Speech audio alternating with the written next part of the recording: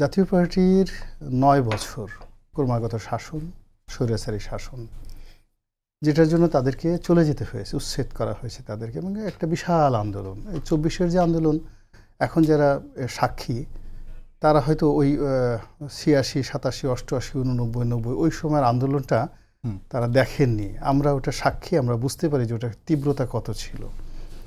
তো এই জাতীয় পার্টি আবার যখন রাজনীতিতে পুনর্বাসিত হয়েছে, আমরা যখন ওই সময়টাতে রাজপথে ছিলাম, ওটা আমাদের জন্য একটা ভীষণ রকম চপেটাঘাত, ভীষণ রকম চপেটাঘাত।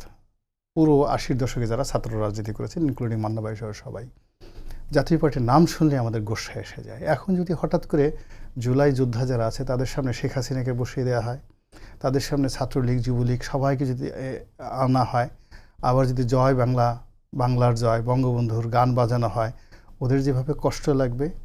এই বাংলায় অসংখ্য মানুষ নয়, লক্ষ লক্ষ, কোটি কোটি মানুষ রয়েছে যারা এই জাতীয় পার্টির নাম শুনলে তাদের গোসায় এসে যায় এবং ভীষণ রকম মেজাজ গরম হয়ে যায়। এবং এতকাল পরে যেটা উনি বললেন যে যদি আওয়ামী লীগকে ধরেন ইনডিসেন্ট, তাহলে তাদেরকে বলতে হবে, জাতীয় পার্টিকে বলতে হবে ন্যাস্টি, মানে আবর্জনা, দুর্গন্ধযুক্ত আবর্জনা।